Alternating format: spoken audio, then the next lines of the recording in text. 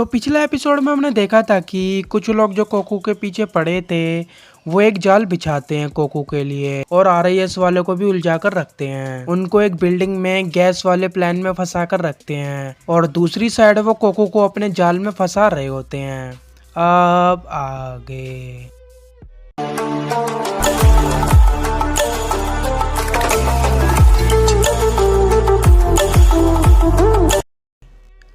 एक लड़की जो कोकू से फाइट करती है वो कहती है उनमें से एक आवाज़ दिव्य है, यानी कि एंजेलिक। ये मेरे बारे में है जो मैं अपने आप को शार्पली एक्सप्रेस करती हूँ। वो 1000 क्वेश्चन अपनी जड़ तक पहुँच रहे हैं बट एंड में सिर्फ ड्रंकेननेस एंड मैडनेस ही बचती है। समझने की कोशिश करो। कोकू उसकी तरफ चाकू फेंकते हुए कहता है वो तुम्हारे साथ है। वो कहती है सिर्फ यही तरीका है और वो है तुम्हारी फैमिली। ये बातें कहकर वो बिल्डिंग से कूदकर एक स्केटिंग बोर्ड पर भाग रही होती है और कोकू उसका पीछा कर रहा होता है। कीथ उनकी फाइट को देख रहा होता है जबकि उसको कुछ ज़्यादा अच्छे से नहीं दिखता और वो कार से उनका पीछा करता है। साथ में जल्दबाजी में वो बोरिस को भी अपने साथ ले जाता है।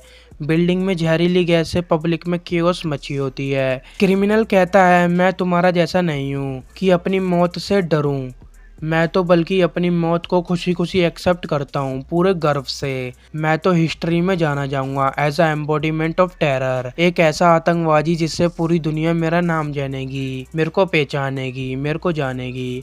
कायला बहुत इजीली उनके सिस्टम को हैक कर लेती है और उस क्रिमिनल की तरफ से जो हैकर था उसको ब्लॉक कर देती है अपने सिस्टम में से।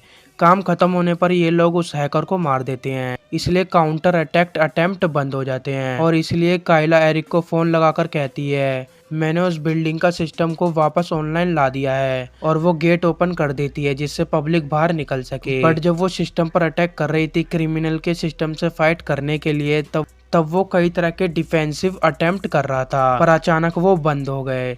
शायद ये एक ट्रैप है और उनका प्लान कुछ और हो, बस ये हमको उलझाने के लिए हो। एरिक कुछ लोगों को बिल्डिंग में भेज देता है गैस ढूंढने के लिए। सब लोग बाहर निकल ही रहे होते हैं, इतने में ही एक गैस पूरी बिल्डिंग में फैल जाती है। सिर्फ आधे लोग ही बिल्डिंग से निकल पाते हैं। बिल्डिंग में सब लोग उस गैस से बेहोश हो जाते हैं। एरिक के कहने पर कायला HVAC सिस्टम की हेल्प से एयर फ्लो का डायरेक्शन चेंज कर वहां से सारी गैस निकाल देती है। बिल्डिंग में एक लड़की आती है जो वो उस नौटंकबाज को वहां से ले जाती है जिसको मरने से डर नहीं लगता।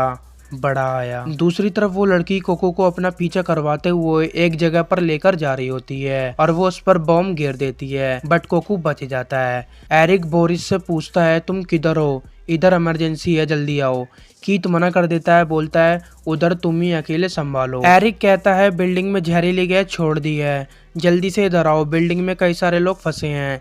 कीथ बोलता है अगर गैस रिलीज हो गई है तो वो फेक है। एरिक के प्रूफ मांगने पर कीथ बताता है तुमने नहीं देखा, क्रिमिनल एक मायोफिक थिंकर है।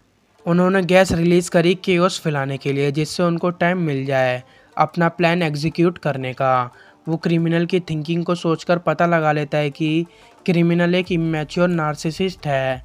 ये एक तरह का पर्सनैलिटी डिसऑर्डर भी होता है। एरिक कहता है पर हम किसी से भी कांटेक्ट नहीं कर पा रहे हैं बिल्डिंग में। वो कहता है क्योंकि वो एक नॉकआउट गैस है। सोफिस्टिकेटेड माइंड दूसरे ऑब्जेक्टिव्स पर ही काम करते हैं, मतलब इनका जो मेन ऑब्जेक्टिव होता है वो उन पर लगे रहते हैं और हमको उलझाने के लिए वो छोटे छोटे क्रिमिनल से काम करवाते हैं और ये जो छोटे छोटे क्रिमिनल्स है ये खुद करना चाहते हैं और काम खत्म होने के बाद ये लोग उनको मार भी देते हैं। हम आंसर्स सरफेस पर नहीं ढूंढ सकते क्योंकि सारे राज बिहाइंड द सीन्स होते हैं।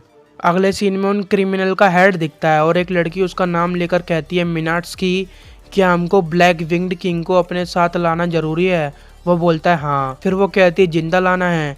वो कहता है हाँ, यही डायरेक्ट ऑर्डर्स हैं। मिनाट्स्की उस बंदे को बोलता है ये तुम्हारी बैड हैबिट्स है, मेरे ऑर्डर को एकदम सही तरीके से नहीं मानना, क्योंकि वो लेट आया होता है क्योंकि वो अपने कलेक्शन के लिए उस हैकर को मार रहा होता है। मिनाट्स्की उसको एक कांच की शीशी देता है जिसमें गोल्डन कलर का एक लिक्विड होता है, वो पी लेता है और वो अपने काम पर लग जाता है। वो लड़की कोकू को एक लेक के पास आकर कहती है वेलकम टू डिवाइन डेज। अक्टूबर में कुछ दिनों के लिए लेक लेलान गेटवे बन जाता है गॉड के किंगडम के लिए। आत्मा हर्ष यानी जॉय के साथ डांस कर रही है डार्कनेस में। तुमको ये जगह पसंद नहीं? इतनी सारी काउंटलेस लाइट्स अंधेरे में, मेरे को तो बहुत पसंद है ये जगह। एक छोटी सी लाइट तुमको अपने रास्ता भटकने से रोक सकती है या अंधेरे से डरने से। तुम समझ रहे हो ना मैं क्या बोलना चाह रही हूँ? लाइट होप को रिप्रेजेंट करती है।